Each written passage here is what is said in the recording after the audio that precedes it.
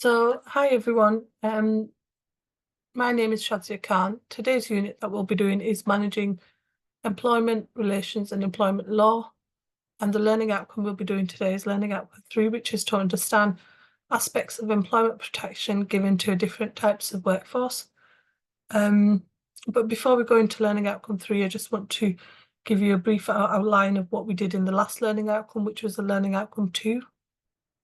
In learning outcome 2, we looked at understanding recruitment and selection legislations in a country. We looked at who an employee is in accordance to the Employment Rights Act 1996. We then went on to look at the element of discrimination within the Race Relations Act 1976, together with the Sex Discrimination Act 1975, and how an action can be brought against discrimination if it falls within the race, sex, marital status, or ethnicity. We then went on to look at discrimination on the grounds of sex and how it applies to both men and women, and treating a woman unfavourably on the basis of a pregnancy, which is regarded as sex discrimination. We also went on to look at remedies to discrimination under the Declaration of Rights Party, Section 65 1B of the Sexual Discrimination Act 1975. We looked at unfair dismissal, and we looked at the case of W. Davies and Sons Limited and Atkins, where an employee was dismissed because he refused to act in accordance with the employee's wishes. We looked at the recruitment process with reference to the different stages. So stage 1, define the requirements. Stage 2, attract potential employees. Stage 3, select right people. And then we looked at stage 1, which applies to the job description and job specification. Then stage 2, which looks at the job advertising. Stage 2, which looks at job interview and the ability test. We looked at the selection process with reference to the initial screening, the completed application form, employment test, the comprehensive interview, the background examination, physical, or if there's any need for physical or medical examination, and permanent job offer. We then went on to look at why does HR need to follow legislation for recruitment and selection process and its importance with reference to National Audit Office, and looked at the elements of the importance of the average cost per recruitment. We then went on to look at discrimination and looked at the Sex Discrimination Act 1975, the Race Relations Act 1976, Disability Discriminations Act, and the Equal Pay Act. We then went on to what the Sex Discrimination Act prohibits, things like discrimination on the grounds of sex, marital status, and the fact that someone has undergone or is intended to undergo gender reassignment.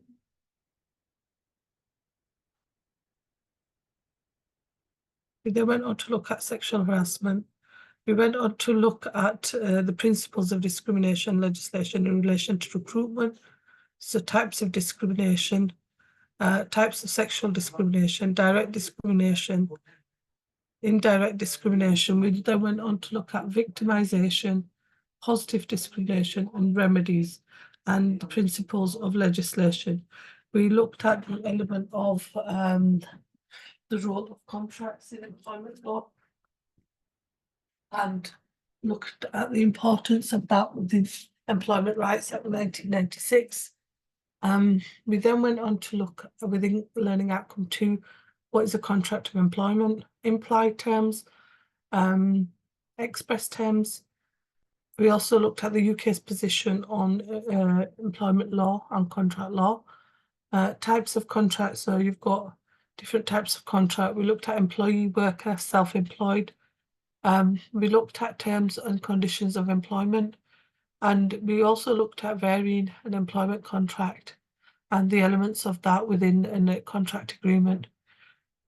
We also looked at how employees who wish to alter existing contractual terms have 3 main options. The legal remedies we looked at in employment contracts, such as reinstatement, re-engagement and compensation. We then went on to look at analysing the mechanism for establishing contracts of employment, and we looked at the contract of employment in regards to what it should have in, things like probationary period, notice period, benefits. Looked at express terms as well, implied terms, varying terms, and this was in reference to learning outcome 2. Now we're going to go on to look at learning outcome 3 and elements of learning outcome 3. The importance of that in regards to understanding aspects of employment protection given to different types of workforce. So firstly, a background into employment law, because it's really important to identify what employment law is in regards to elements of it. So, you know, it's important to identify the elements in regards to the need for legislation as well within employment law. So the main thing about UK employment law is that it provides a framework and is one of the world's finest legal frameworks for defence of workers' rights. Naturally, employment law offers safeguards for employers, enabling them to dismiss rogue employees when the circumstances demand it. But in the main, the UK employment law helps to ensure the whole point of its fairness for all. So, you know, it's there to protect both the employer and the employee, and you know, provide any sort of support for them in regards to the legislation that needs to be implemented for workers in regards to their protection. You know, what the main laws are around employment law, why there's a need for it, you know, things like there's a need for it, which covers a wide range of areas such as disability, discrimination, it could be dismissal, grievances, holiday entitlement. So employment law covers a wide area of things and is really important in regards to the UK businesses. So background, we've got the employment protection legislation, which includes all types of employment protection. Legislation, to just identify to anyone that doesn't know what it is laws that are put in place by government to protect businesses and employees and consumers. And employment law involves keeping the employees safe and ensuring that employers are fair in any sort of conditions that they place. For example, you know, things like working conditions. It could be the fact that, you know, someone is, you know, in regards to their discrimination against their sex or gender.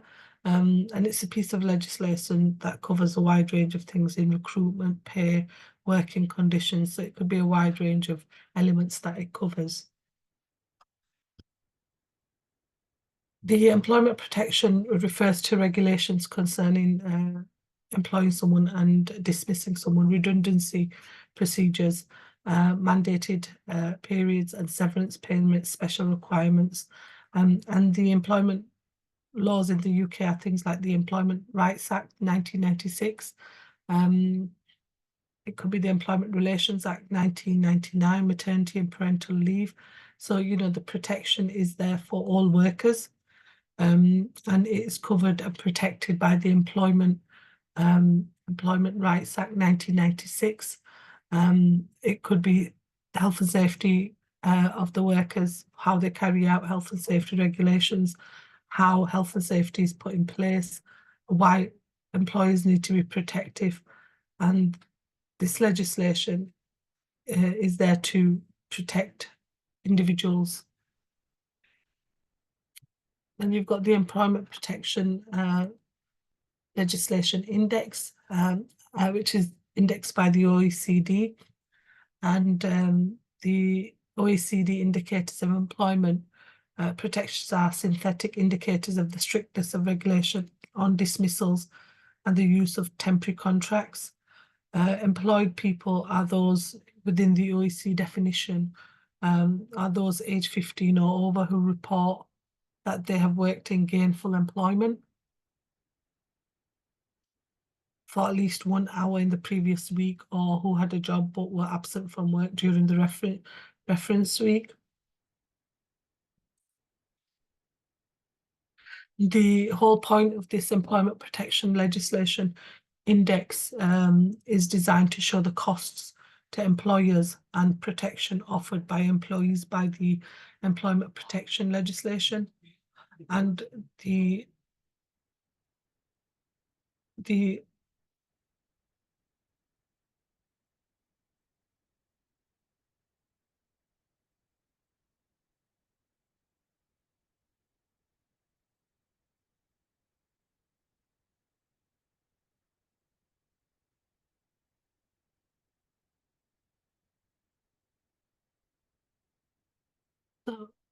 one of the frequent used measures is the strictness, as we mentioned, which this index calculated along 18 basic items, which can be classified in 3 main areas.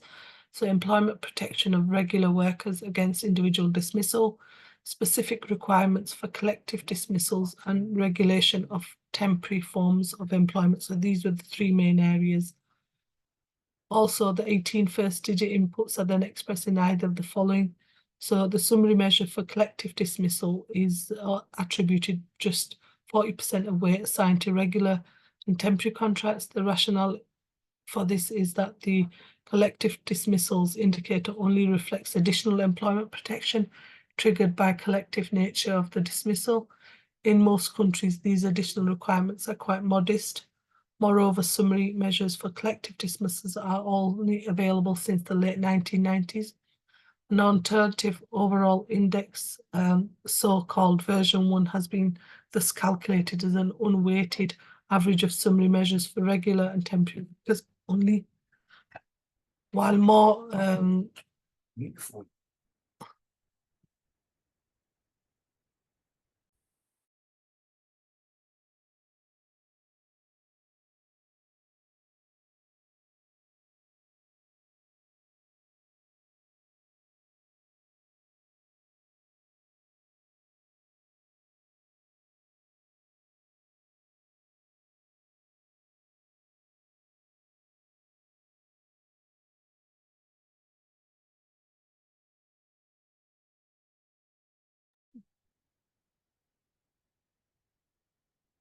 the last step of procedure involves computing for each country an overall summary indicator based on 3 sub-components: strictness of regulation for regular contracts, temporary contracts, and collective dismissal, as mentioned earlier.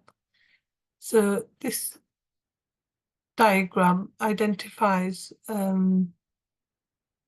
summary indicators for the strictness of employment protection, and it looks at country by country and also looks at the regular employment from the 1980s up to 2003, and then temporary employment from late 1980s up to 2003, looked at collective dismissals and overall EPL as well in regards to 1990s to 2003 for all countries, for most of the countries.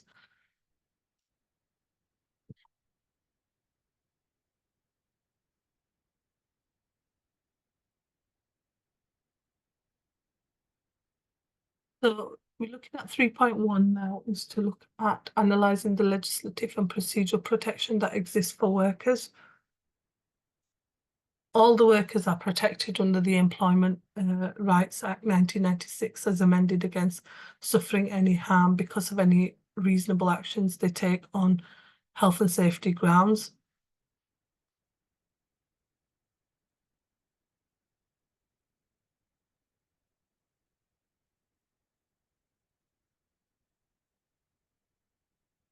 The employment law regulates the relationship between employees and employers. As we stated earlier, it governs the employers expect from their employees and what the employers expect from their employers.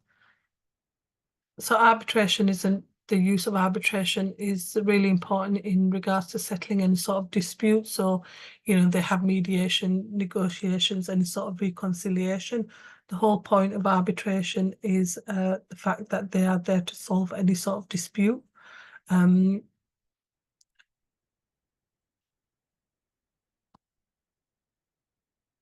So arbitration is when a third party makes a decision on a dispute to resolve it.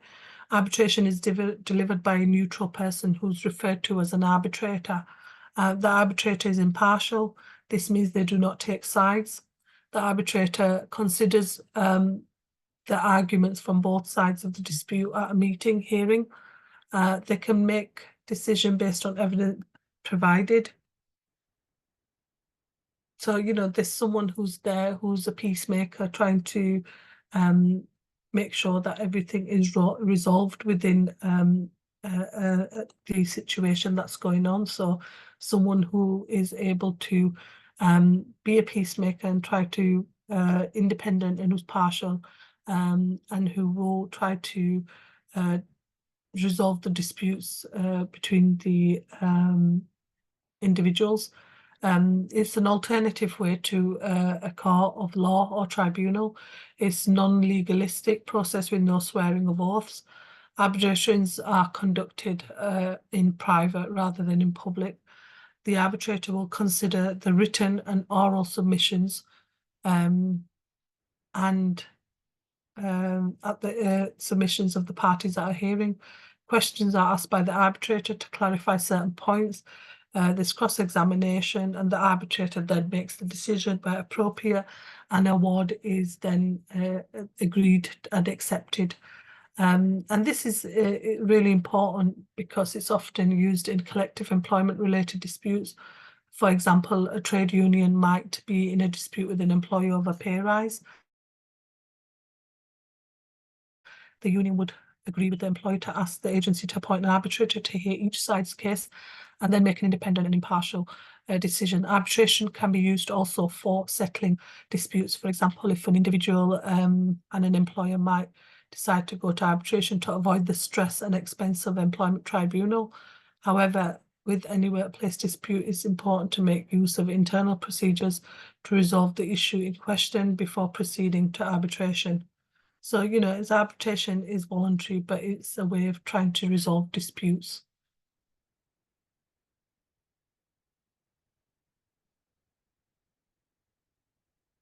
Trade unions are really important in regards to trying to identify, whether it's a group of employees who join together to maintain and improve their conditions of employment. The typical activities of trade unions include providing assistance and services to their members, collectively bargaining for better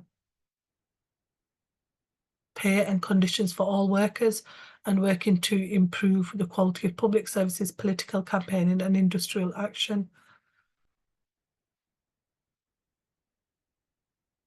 What trade unions do? Nearly 7 million people in the UK belong to a trade union, and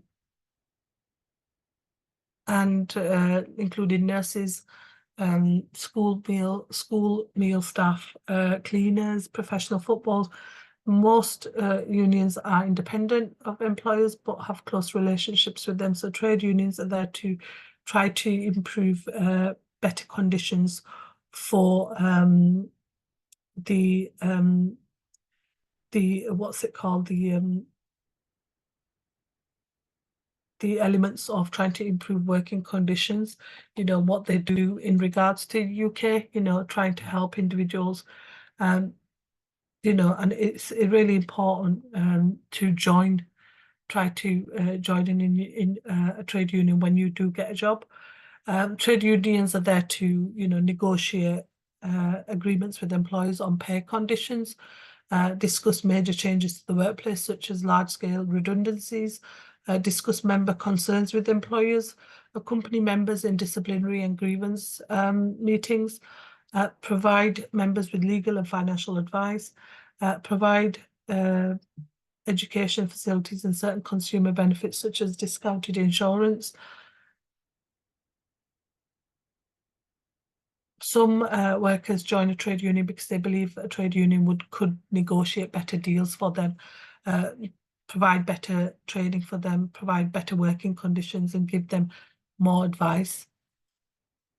How trade union works. Most trade unions are structured as a network of local branches with every workplace. Union net reps, as we mentioned, negotiate agreements with employees on pay conditions, financial situations. They're there to help employers in regards to negotiating better pay, providing new training for new skills.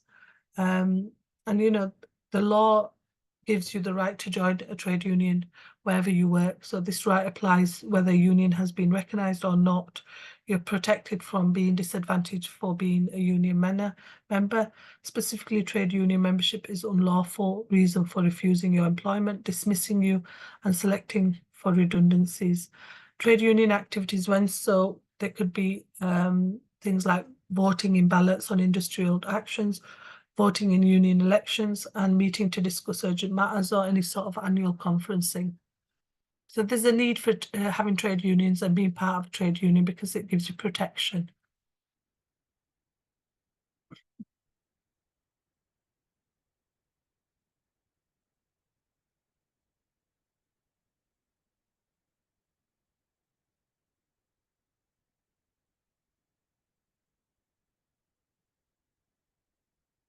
Employment tribunals. So the employment tribunals are the judicial body with responsibility for workplace justice, being the main forum for deciding disputes between workers and employers. They are part of the wider judicial system and one of the three largest tribunals in the greater tribunals system. The previously called the Industrial Tribunals, employment tribunals were established in 1964. Initially, they decided appeals against training levi assessments imposed on employers by industrial training boards.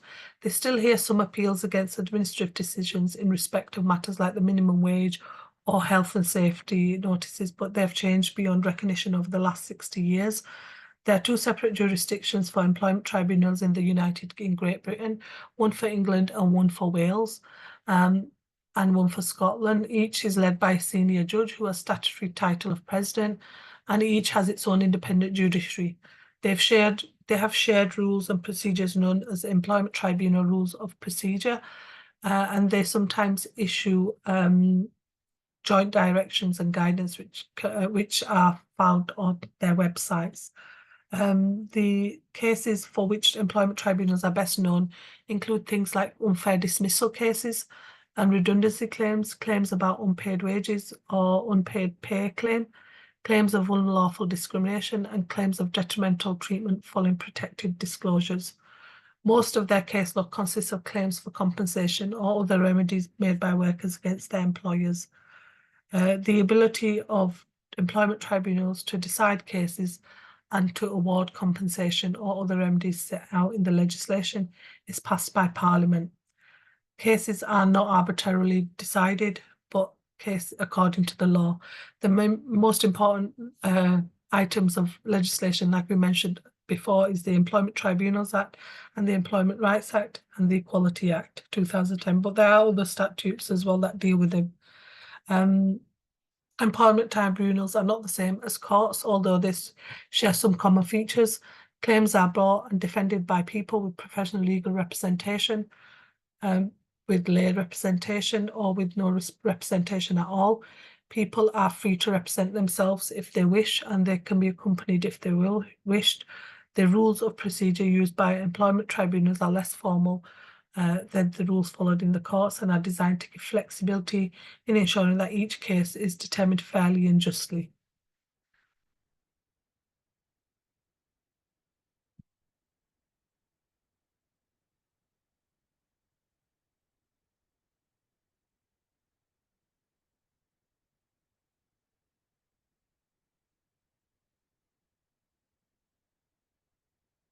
So common law courts. An employee who wishes to bring a contractual claim may elect to pursue it at High Court or the County Court instead of the Employment Tribunal. In general, a claim may be brought in the High Court if value is more than 15,000. The process of the High Court and County Court tends to be more formal and lengthy, as we mentioned earlier in the slide about the Employment Tribunal, where it's a little bit more informal. So arbitration, as we mentioned, is when a third party makes a decision in regards to a dispute, and it's up to the arbitrator to decide in regards to dispute resolution.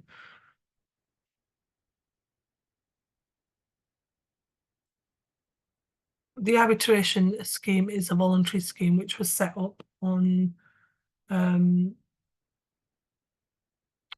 which came into force in May 21st, 2020, is intended to provide a more faster, non-legalistic and cost-effective alternative to employment tribunals.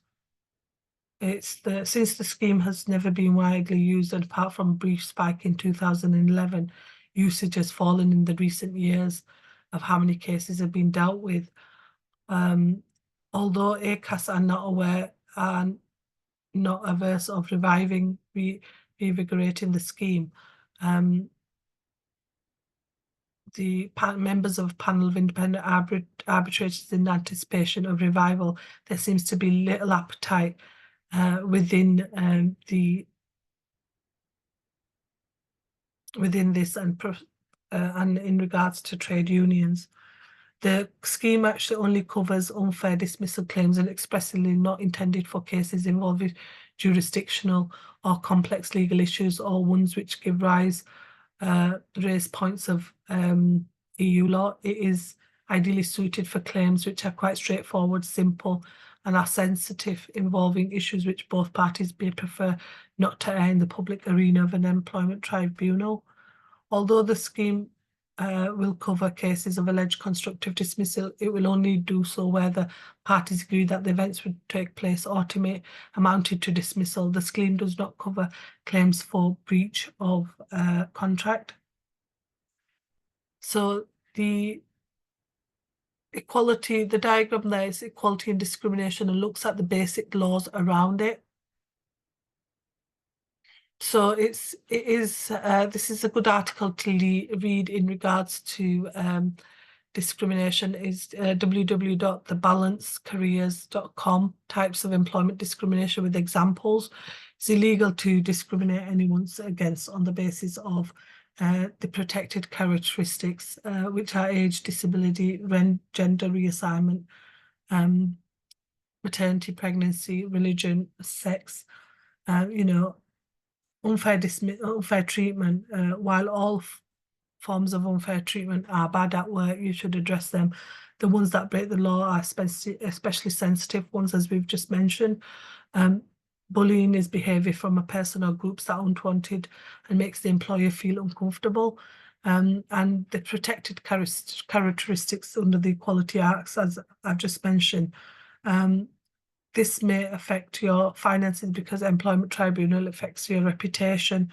So, you need to bear in mind that, there are different consequences of unfair dismissal and unfair treatment at the work. So employers need to take into account the different breaches and things like that in regards to treating people unfairly.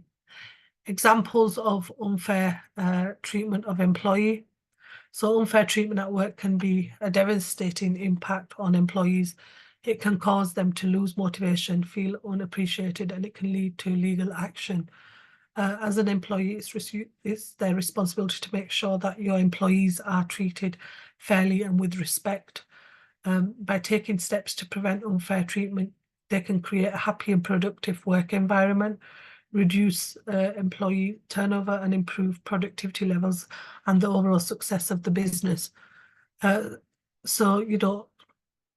Unfair treatment at work can take different forms. As we mentioned, it could be discrimination, it could be harassment, bullying, unfair promotion. Unfair treatment, while it's not acceptable for anyone to be treated unfairly at work, it even gets worse when you break the law. This is why it's important to have rules in place to prevent this kind of thing and deal with it straight away because you need to comply with the UK employment law. The Equality Act 2010, as we mentioned, has protected characteristics on the basis of age, disability, gender reassignment, marriage and civil partnership, maternity and pregnancy, race, religion or belief, sex and sexual orientation.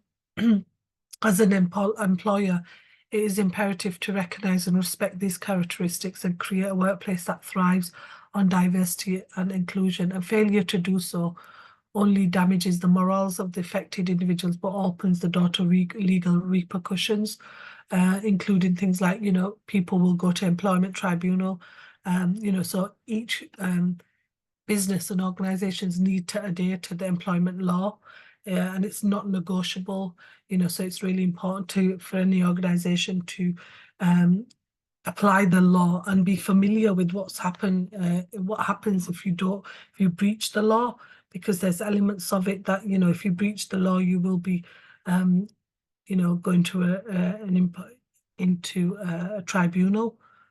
So it's really important that you as an individual recognize situations where people are being treated unfairly. So examine 3.2, examine the legal consequences of unfair treatment of an employee for the employer. So, recognizing that this is really important.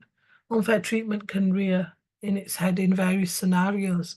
The overall well-being of an employee, it's important that you recognize where unfair treatment at work is happening.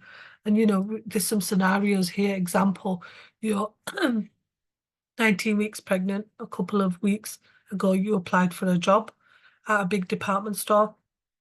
After a successful interview, received a job offer, but when you mentioned you were pregnant, the offer was immediately withdrawn. If this is because of your pregnancy, it's lawful pregnancy discrimination. Another example is you want to apply for a job, for the employer says you have to fill in your application form line. This is difficult for you as you have learning difficulties and would prefer another more accessible format. You ask the employer if they can submit a paper application, but they refuse. This is unlawful disability discrimination. This is if you're an employee or a worker. Just 1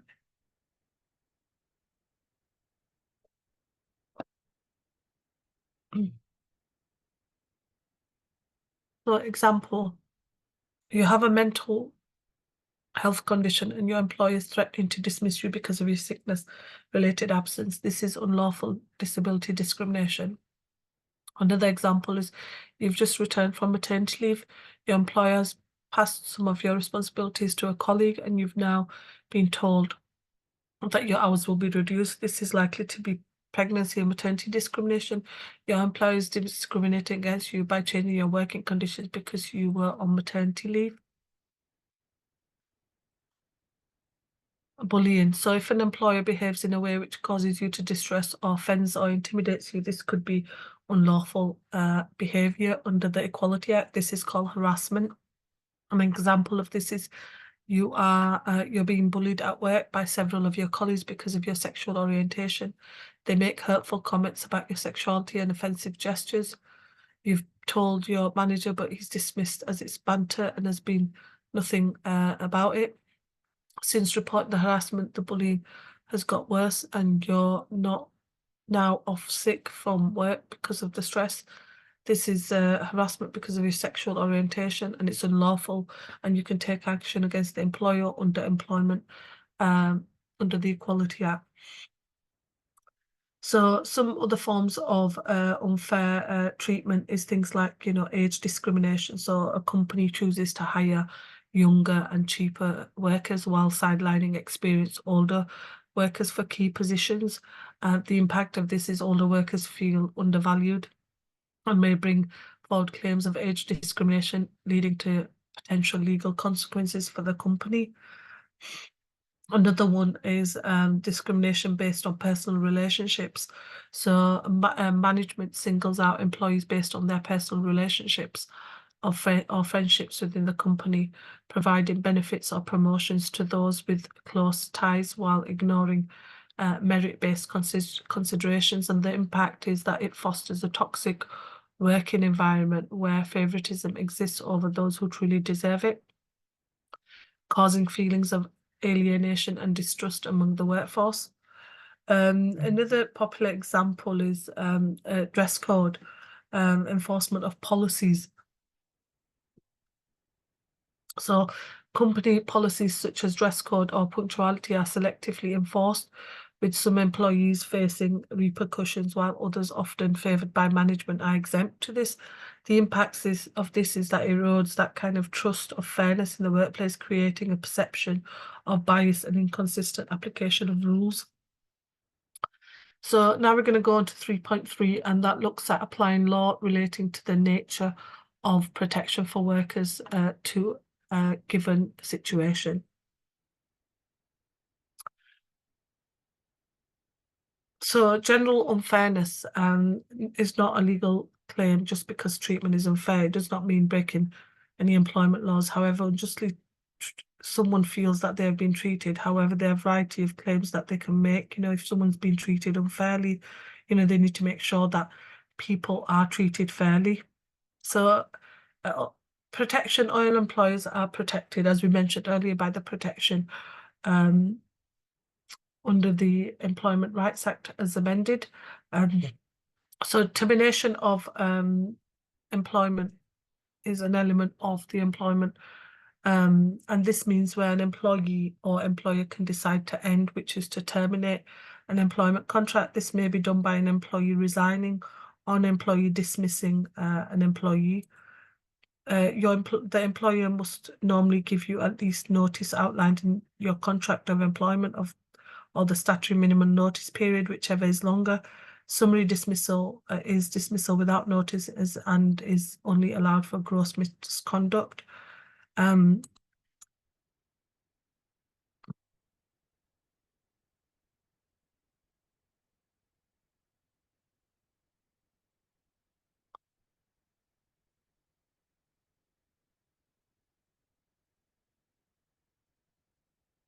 The employment contract is being terminated because of employee's decision to resign, they have to provide the required amount of notice, which should be stated in the contracts. Depending on the circumstances, you know, there's different ways of dismissing.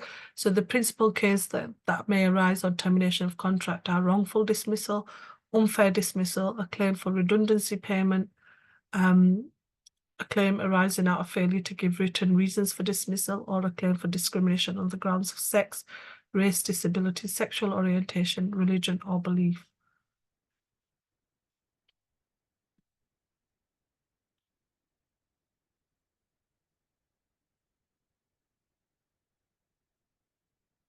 So wrongful dismissal. Wrongful dismissal is a situation that arises from a breach of employment contract by an employer when dismissing employees. Common examples of wrongful dismissal are no notice or inadequate notice is given, and it's not a case of gross misconduct entitling the employer to dismiss without notice. An employer has, an example is an employer has dismissed the employee on the spot but failed to provide them with statutory contractual pay in lieu of notice.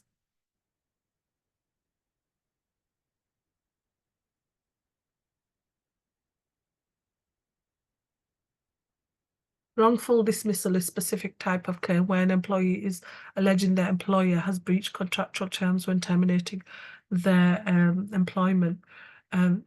Wrongful dismissal is a legal concept that describes the unlawful termination of employment by reason of breach or breaches of the terms of the contract. In context of a wrongful dismissal claim, this could be based on either an implied or express term. One of the most common examples of wrongful dismissal is breach of an implied term to provide the employee with the minimum statutory notice. In contrast, breach of an express term could be where the employer has failed to provide the employee with the minimum contractual notice period as set out in the contract of employment. In cases where the employee's contract make provision for enhanced rights, they have entitled the period of notice rather than statutory minimum. Wrongful dismissal can occur in a number of different ways, including dismissing an employee on the spot, as we mentioned earlier, without letting that individual work out their full contractual notice, or alternatively dismissing an employment without paying them in lieu of notice. When it comes to breach of right to notice, much will depend on whether or not the contract makes provision for in lieu.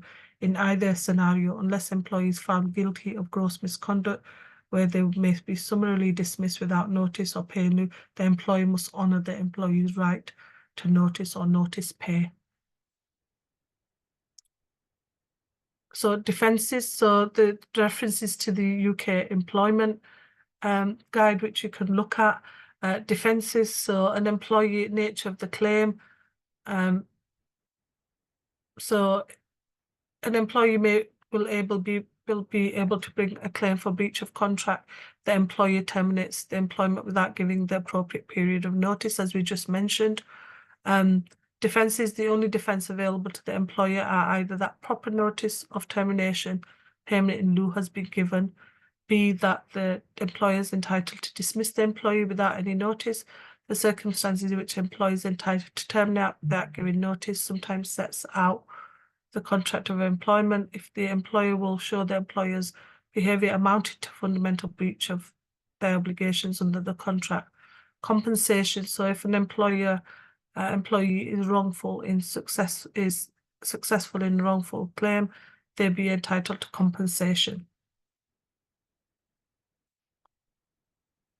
The next one, damages for failure to follow disciplinary procedure. So in unfair dismissal claims, employment tribunals take their ACAS code of practice on disciplinary and grievance procedures into account where relevant, and may increase an employee's compensation award for up to 25% where an employer unreasonably fails to follow the code. If the employer, as we mentioned, has laid down a disciplinary procedure that forms part of the contract, then you could sue for breach of employment contract if they haven't followed it. Policy negligence leaves the business at risk for financial losses, security breaches, and a ruined reputation. So it's really important that you follow the procedures that are put in place.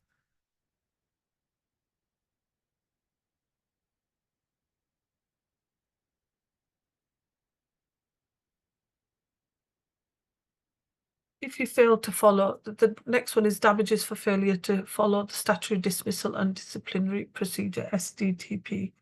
If you fail to follow the appropriate statutory dismissal and disciplinary procedure, and the employee subsequently brings a claim before an employment tribunal and it's successful, their compensation can be increased up to 50%. So you need to really make sure that you are following the procedure, because if you're not following the procedure, then the dismissal automatically, Section 98 A of Employment Act 19 states that a dismissal is automatically unfair if the STDP applies. So you need to make sure, and has not been complied with, employers need to make sure that they are complying with everything, because it would increase the award to 50%. And the famous case for that is the case of ATHE, Edinburgh Limited and Kennedy, where the employer had notified that she was at risk of redundancy. She had asked for a meeting with the manager and a representative of the HR department, at which a number of matters were discussed. The next day, she was notified by letter that her redundancy would take effect in 4 months' time. The letter made no mention of her having a right of appeal. At some point thereafter, she did, in fact, have a further meeting with HR department representative. The employment tribunal concluded that the dismissal was automatically unfair because the claimant had no right of appeal, and the affording of right of appeal was part of the statutory dismissal procedure. She was then awarded compensation with then a 40% uplift. So it's really, really important that the statutory dismissal and disciplinary procedures are taken into account in regards to dismissal cases.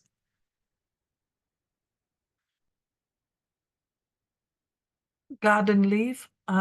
Garden leave is the practice of whereby an employee leaving a job, having resigned otherwise that had employment terminated, is instructed to stay away from work during the notice period while remaining on the payroll. Sometimes the primary reason for giving garden leaves is to safeguard against possible detrimental actions or behaviour that the employee might indulge in during their notice period.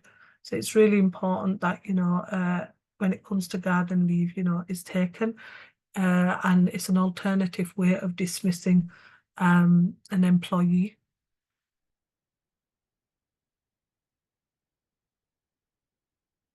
The term garden leave is made its way into the dictionary in mid-1980s and started to be used by the public after there was an episode of Yes, Prime Minister, and in that it referred to as garden leave. Garden leave in the UK is a far different term than in the United States, which commonly uses term administrative leave. Some suggest that it's given the name since people can't work for their old employer or their new one during this time. The garden leave clause in the employment contracts is most often used when an employee leaves to go and work for a competitor. This effectively provides a buffer zone between their current job and their future one. Essentially, this prevents them from learning any confidential business information so as not to share it with the competitor. Putting an employee on gardening leave also helps someone taking on their previous role to do so without interference. When on leave, employees are also excluded from receiving future-looking information that could potentially be valuable to another company, such as future business strategies.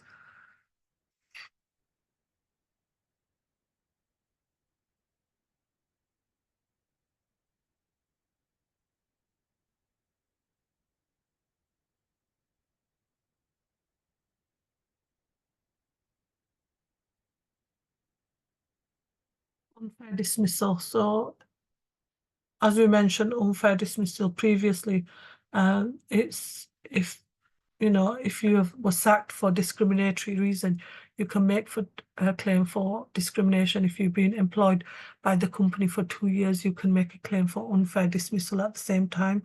So, you need to, make sure that you know your rights in regards to unfair dismissal because, people, organizations can dismiss people unfairly. And it could be entitlement to claim, it could be elements of constructive dismissal, or potentially fair reasons. So constructive dismissal is where an employer has done something that seriously breaches your contract. You might be able to resign and make a claim to an employment tribunal, and this is constructive dismissal.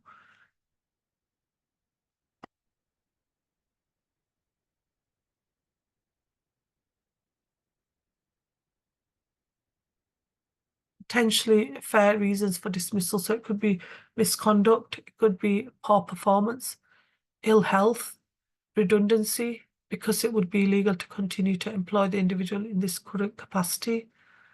So, for example, if a driver is disqualified from driving and his job is a driver, then they can dismiss you on that basis, and they will in the fact that the job is that they're not capable of doing it.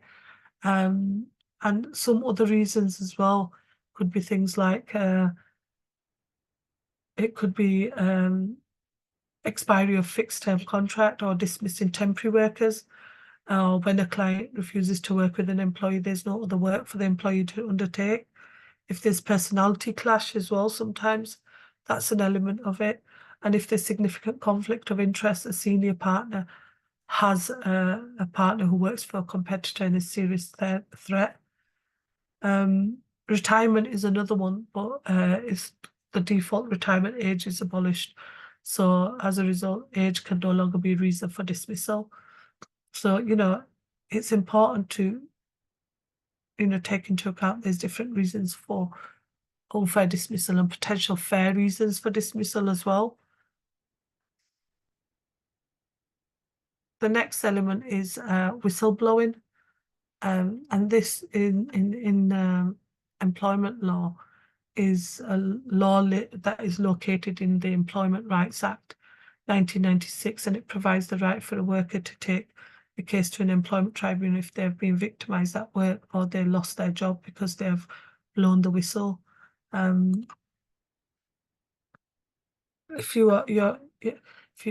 The definition of a whistleblower, if you're a whistleblower, if you're a worker and you report certain types of wrongdoing, this will usually be something you've done at work, though not always. The wrongdoer you disclose must be in the public interest. This means it must affect others, for example, the general public. As a whistleblower, you're protected by the law. You should not be treated unfairly or lose your job because you've blown the whistle. You could raise your concern at any time about an incident that happened in the past, and is happening now at work, or believe it will happen in the future. You're protected if you're a worker, for example, if you're an employee. You can take your case to an employment tribunal if you've been treated unfairly because you've blown the whistle. So, they are, it is something that you could go to the employment tribunal for because it's unfairness. And it's within the UK, within employment law, whistleblowing has become increasingly important part of employment law landscape, particularly in areas such as finance. This is in part due to the fact that there's increased emphasis on encouraging whistleblowing claims and is part of the fact that compensation for whistleblowing claims is unlimited. In the UK, workers can disclose certain information and obtain protection in relation to that disclosure. It's not the case that a worker may make the disclosure and claim protection. The disclosure must relate to one of the subject matters defined as qualifying disclosure. In addition, the worker must follow a set of procedure when making a disclosure. In general terms, most qualifying disclosures made to a worker's employer will be protected. Stricter regimes are set out in disclosure is made to someone other than their employer. The intention of the law is to encourage workers to disclose their concerns within the organisations where they are employed and to avoid reckless and irresponsible disclosure. Therefore, unless the matter is exceptionally serious, the employer or an appropriate prescribed person will usually be informed of the matter before it's disclosed more widely, and the worker must act reasonably in making the wider disclosure. So what disclosures are covered in regards to this? So in order to attract the protection of statute, the disclosure must be a qualifying disclosure, as I mentioned earlier. This means that any disclosure of information which in the reasonable belief of the worker making the disclosure is in the public interest and tends to show one or more of the following. So a criminal offence it might be, failure to comply with legal obligation, could be a miscarriage of justice, could be the health and safety of an individual that has been endangered, damage to the environment, or concealment of information showing any of the above.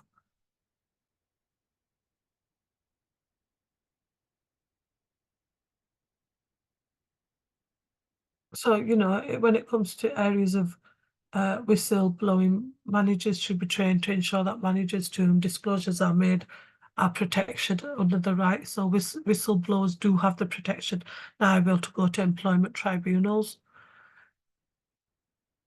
So we finished learning outcome 3 now on the element of the managing employment relations, employment law, which is to understand aspects of employment protection with different types of workforce. So we've looked at different types of employment protection legislation, unfair dismissal, legislation around that, arbitration, trade unions, and we've looked at employment tribunals, common law courts. We've looked at ACAS, arbitration scheme, the legal consequences, and given you examples of unfair treatment as well. We've also looked at wrongful dismissal, and we've looked at defences and garden leaves and unfair dismissal. So we've looked at a huge amount of legislation around employment law. These are the references we've used for today's session, which you can refer to, and the links are there also for internet sites. Please also refer to ebooks on Moodle and any sort of additional reading on Moodle for this, for learning outcome 3, and make sure that you are referring to Moodle for any sort of additional reading, and any sort of questions you've got, please email learnerwork@ukvarsity.co.uk. Now we've finished learning outcome 3. The next session we'll be doing is learning outcome 4. So thank you for attending today's session, and I will see you in learning outcome 4. Thank you.